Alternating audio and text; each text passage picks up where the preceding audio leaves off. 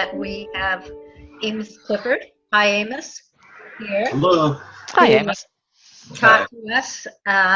Amos is the founder and director of the American, tell me if I'm saying this right, American Association for Forest Therapy? Yeah, it's actually the Association of Nature and Forest Therapy Guides and Programs. Uh-huh. Okay. And so it's not American because we're really serving many countries around the world. Oh, wonderful.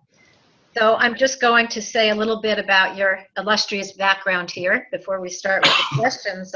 Amos began his career as a wilderness guide in 1972, taught his first nature connection class to troubled teens in 1973, and he is the founder of Sky Creek Dharma Center in Chico, California, the Center for Restorative Process and the Association of Nature and Forest Therapy Guides and Programs.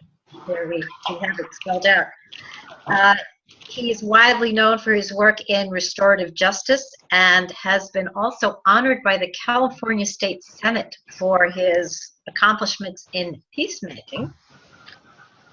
He holds a master's degree in counseling from the University of San Francisco. So many accomplishments. Welcome again, Amos. And your specialty for our purposes today is forest healing, and that is such a fascinating concept. Can you tell us exactly what it is? Yeah, at its very simplest, it's simply spending time in forest or natural environments and really getting away, unplugging from technology and getting away to an area where we can just be relaxed and present and kind of bathe our senses in the ambiance of the forest. Excuse me. And when we do that, there's many healing effects occur.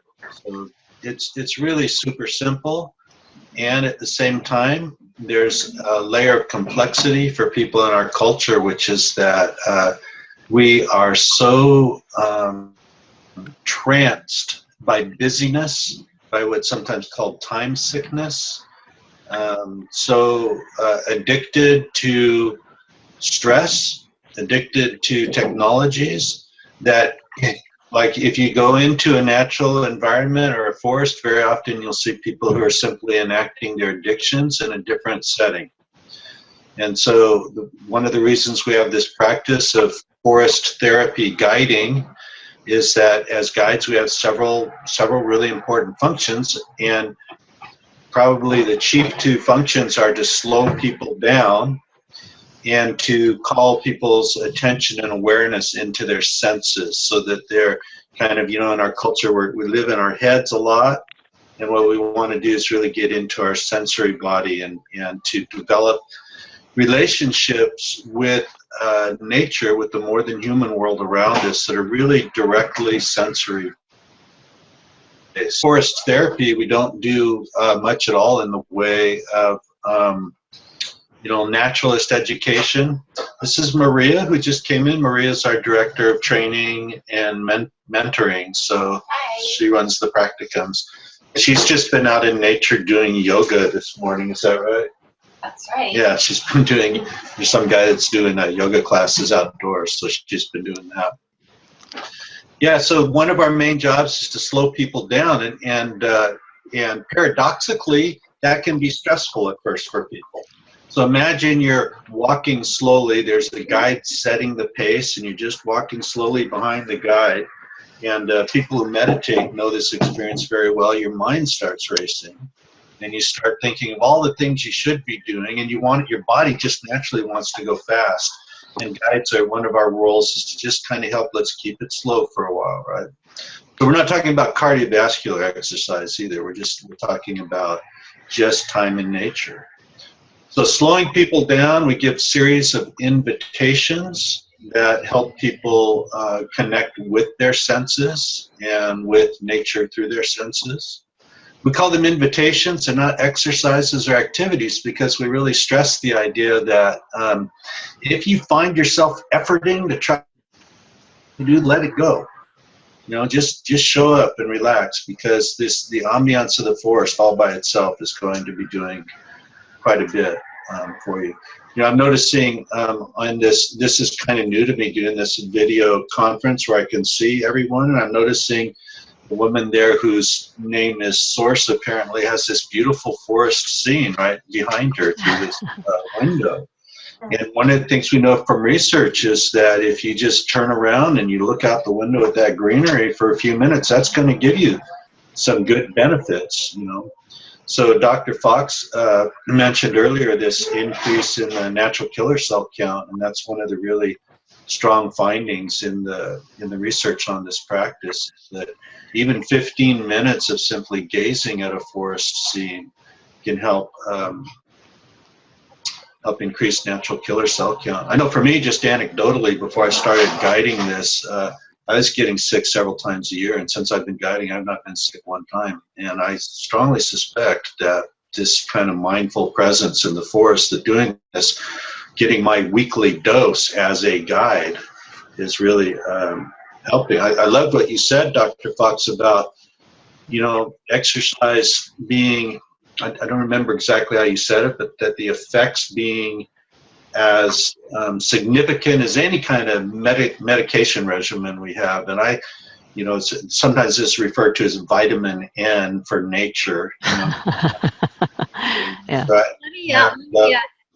Let me ask you, Amos, before we get into the particulars of the benefits, how much time you talk about slowing down and really detaching from stress? I love the image you had of being addicted to stress.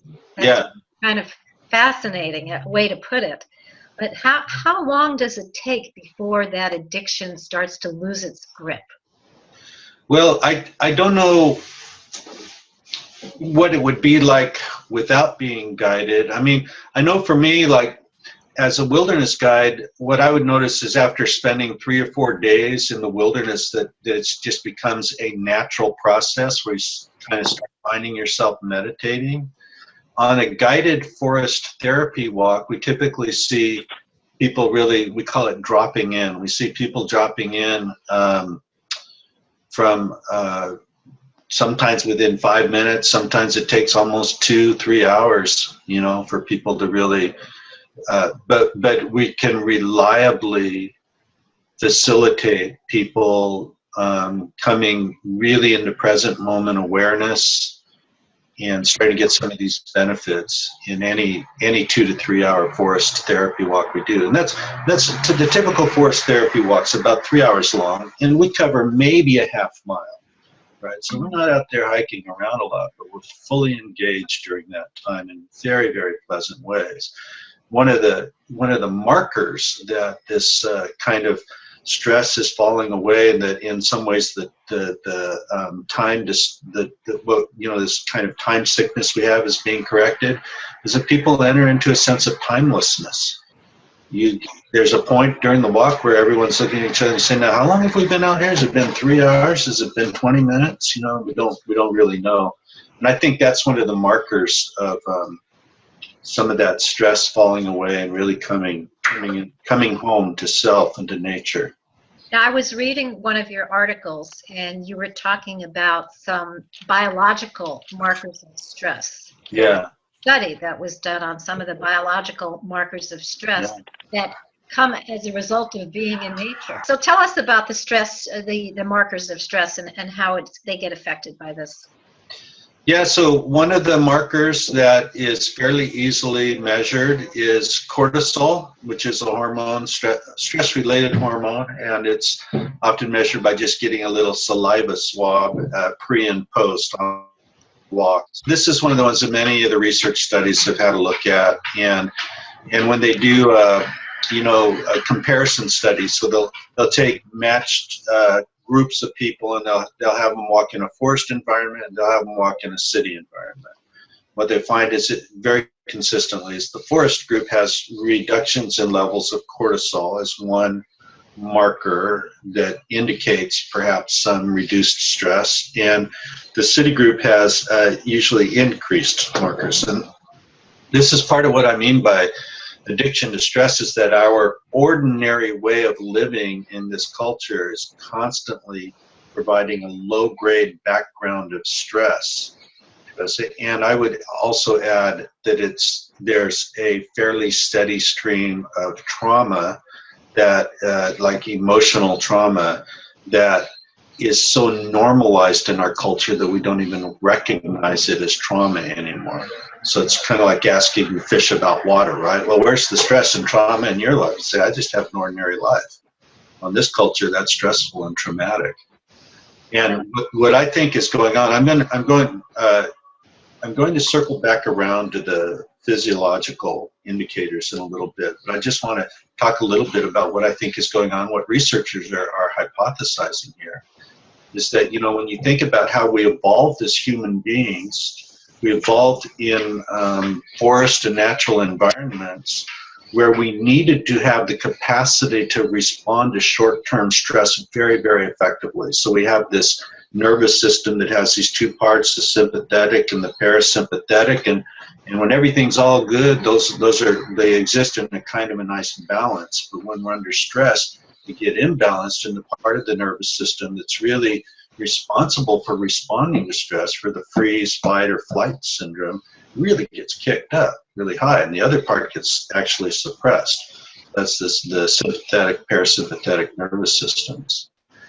And as we were evolving, that worked out really well. You know, there's the lion, we got away, or we did whatever was needed, and then we kind of shook it off, and we came back to our ordinary state. And in our ordinary state, our bodies are incredible healing and resiliency machines.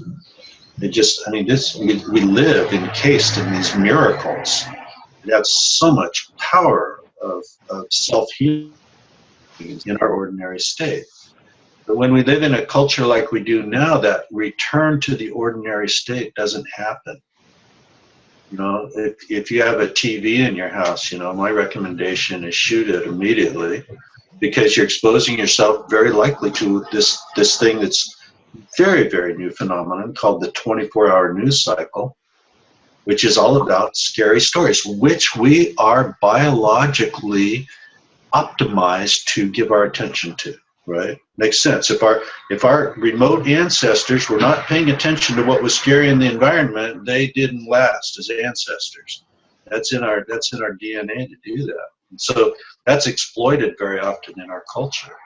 You know, I've heard stories about animals who have that response that we're supposed to have, where they will be, say a deer, you know, will be confronted by a predator, run away, and then stand for a couple of minutes perhaps and shake violently, shaking off the stress, and then returns to its natural peaceful state. Right. So, you know, that term shaking it off is actually very rooted in a very real phenomenon. And so you see a lot of that in the trauma literature right now, this idea of shaking, you know, just really shaking your body after stress. Thing is, you know, if you commuted to work today, you were under constant stress on the road. If you came into your office and you opened your email and you were 95 emails behind, there was stress. And so what happens is our nervous systems are always slightly out of balance. They're not quite in balance. And because of that, there's this constant harmful, low-grade accumulation of harmful results. One of those would be like suppression of the natural killer cell counts, right? And so our immune systems become compromised. That's why you see people who are stressed a lot are sick a lot. You know, the more stressed we are, the more likely we are to be really sick. So this brings me back to one of the markers of the balancing of the immune system is this thing called heart rate variability. So that's something that's been being measured recently. And heart rate variability means that when we are imbalanced, when our nervous system is imbalanced, our heart rate is constantly making micro adjustments to kind of keep us in an optimal circulatory status for whatever conditions are around us.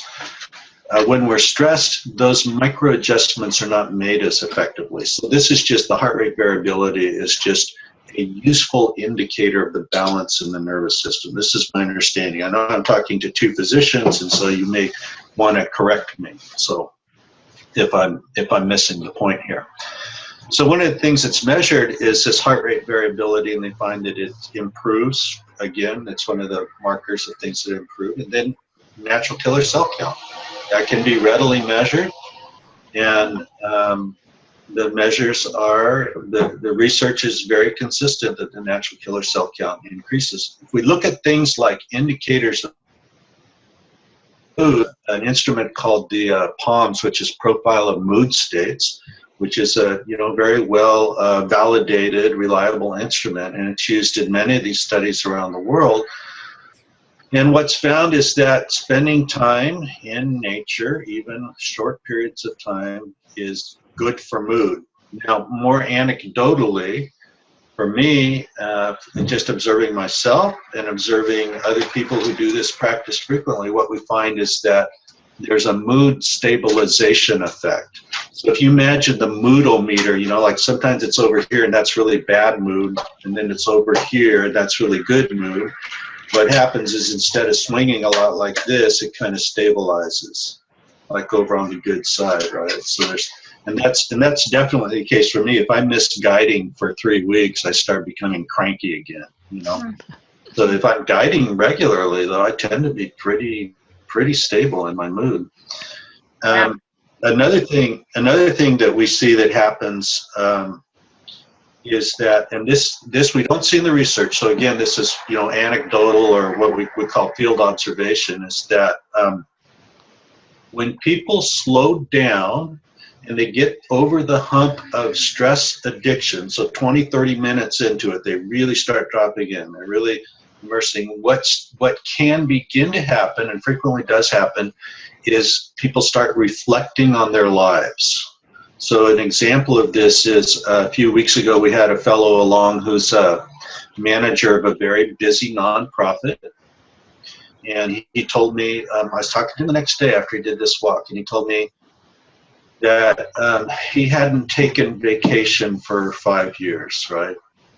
He had accumulated all these vacation hours, and during the walk he had this epiphany. He said, "Oh my God, I've become that guy who's so busy saving the world that he kills himself by not taking care of himself." He went home that night and scheduled 2 weeks of vacation, right? And so that's just an example of a story that we hear very often, is that even a little bit of this reflective time and people will start changing some of the elements of how they manage their lives. Wow. That's another piece. We've heard, or I certainly have, I'm sure Dr. Fox has as well, we've heard about something called grounding. Mm-hmm. How is grounding different from forest, I think you call it forest bathing, which is... Yeah, the idea of forest bathing is that you're bathing in the ambiance of the forest with all of your senses, right? The Japanese say with all 5 senses, but we live in Marin County, so we say all 12 at least senses.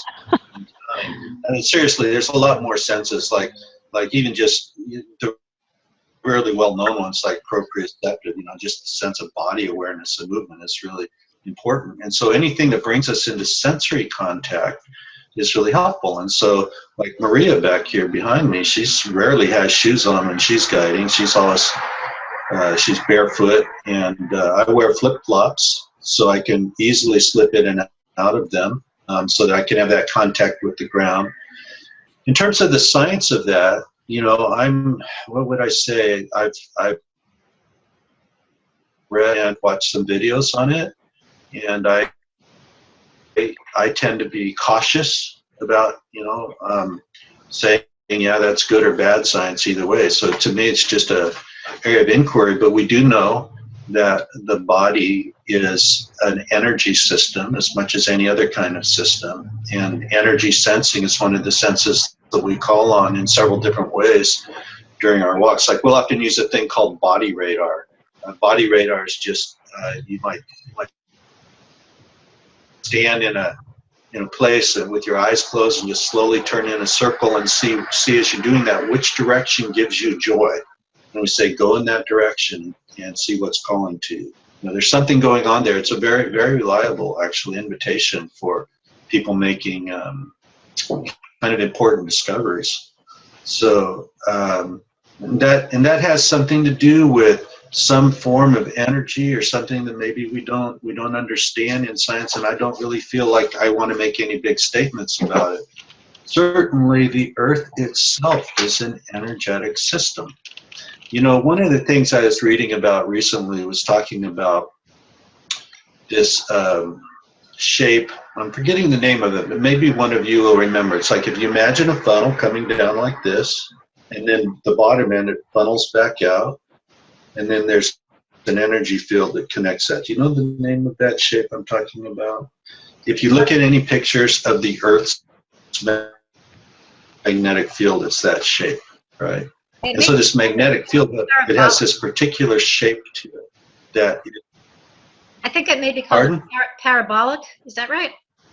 Well, parabolic is part of it, but this has another really specific name.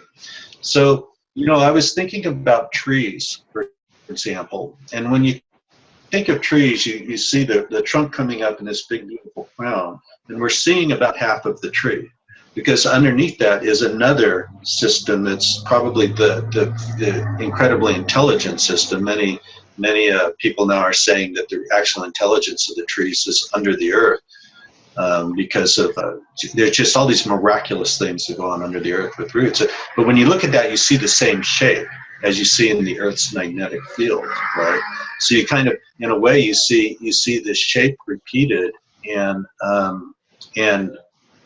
we often have ourselves as guides, and the people who we're guiding have very powerful experiences when we're interacting with trees, when we're in the field of the tree.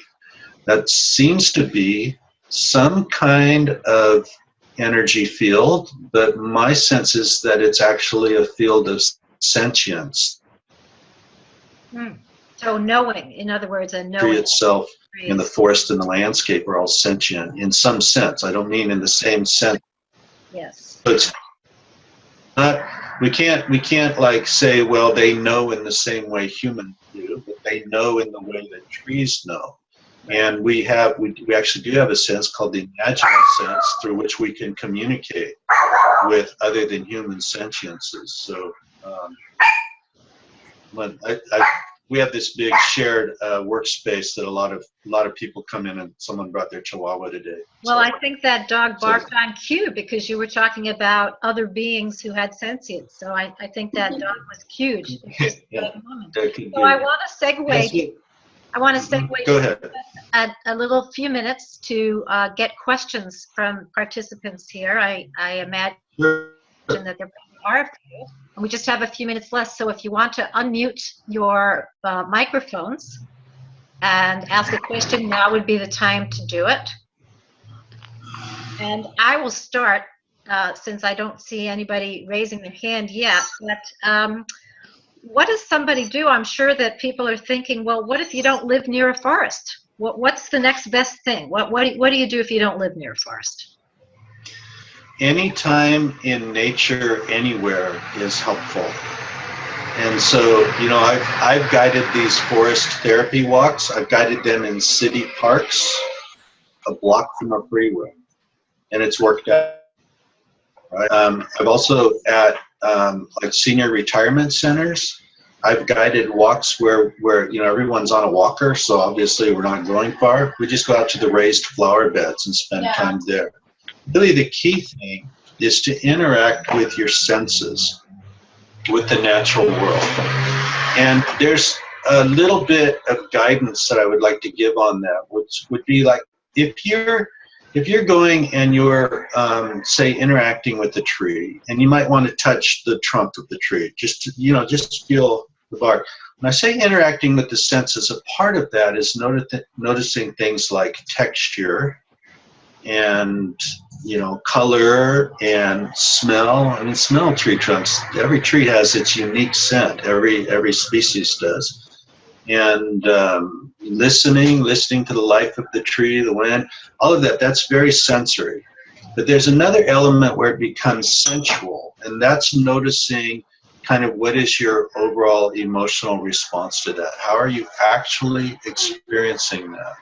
So if you're stroking a tree, the bark of it, see if there's some kind of pleasure that comes to you. And we, you know, this, in many ways, this practice is very meditative. But it differs from most meditation practices in this one really key way. Most meditation practices say, treat all mental and emotional phenomena equally. So when they arise, do not become attached to them. Just let them kind of flow through and transform in your consciousness. So the subtle difference in this is that we privilege pleasure, right? So that means if you notice pleasure, to invite that in. And part of that is that, part of it is just a healing. You know, it's amazing how semi-scandalous it is to simply tell people, oh, you experiencing pleasure right here, right now is a really good thing. And which I believe is a kind of a culture. But another, yeah, I have experienced that. I've actually gone up and kissed some trees, and it feels wonderful. And I have to, yeah, and you're feeling that, you're not feeling that just beyond the sensational lips, right? You're feeling that in your body, and that's what we're looking for. We're looking for, that's when sensory, that's the sensation on your lips as you're kissing the tree, becomes sensual. When you're bathing, now you're bathing, right? Because now you're bathing in that heart, the full body sensation and so on. So I just encourage people to do that. And then the other thing that I'd say is, you know, set aside the need to know for a while. Set aside the need to know what the species is or what the ecology is or anything that our minds do that try to explain the world all the time. Set that aside. Just be in your body. You know, it's like. Let me, Amy. Let me cut you off here and just say, because we have a time limit, so I just want to see if there's any other questions before we move on. Yes, Britta. I have a question. I've been trying to spend a little time outside every day, kind of intentionally, and just trying to bring more and more that in. And I wonder if you have any tips or thoughts about when you are outside and your mind is racing and you feel like you're just kind of like wanting to go right back inside and start working on something. Yeah. Yeah, I have a couple of things to suggest on that. So one is to recognize that that's, of course, a natural phenomenon and that it will kind of come and go. So one thing that can be really helpful is to give yourself a 20-minute sit spot. So that means just finding a place and committing to being there for 20 minutes. And you don't have to do anything. And we're not going to impose any breathing regimen or concentration, but just over the course of 20 minutes, your mind will cycle through busy, calm, right, and so on. And what I do with my sit spot, the one thing that I really enjoy doing is I watch for the story. And by the story, what I mean is that something's going to happen out there. I'm going to get visited by a little flock of birds. I'm going to notice a fox run through them. I'm very fortunate. I have a sit spot where I'm actually looking over a meadow with a big forested mountain behind it. But any sit spot will work. Like right where you are, if you turn around, you've got a sit spot right there, you know. And just wait for the story to unfold. That 20 minutes is a really good idea. And another thing that we encourage with sit spot is to do it at all times of day and night in all seasons, so that at the same place if you can. What happens is if you're doing this sit spot at the same place, you will become known to the creatures who live there. So after a while, you'll start noticing the birds and the other critters. They'll just treat you as a normal person there, and you'll start seeing what birds and normal critters actually behave like. You may in fact get to know them as individuals. The ones that live there. Yeah. Yes, thank you. And I think we're going to have to wrap it there. But if people would like to know more about this, where would you like to send them? Yeah, I'd say go to the website. The short URL is NFTG, as in Nature Forest Therapy Guide, nftg.org. I go there, and then we have this. This is the little handbook here. So it's only 40 pages or 44 pages. And you can see it's a lot of pictures. So the advantage of it being really small is that most people actually read it. And you can order that from the website, or you can order it in Kindle from Amazon. And it has pretty good guidance in it. I mean, we get just really lots of good feedback on that little book. I keep thinking I should make it longer, but apparently it works, so I'm not going to fix it. So Great. Well, thank you so much for this little talk. I know from personal experience that nature is very, very healing, and I do hope people will take advantage of the booklet and the website and investigate this more. yeah, well, thank you so much for including me on this, and I do hope it's helpful. And happy trails to all of you.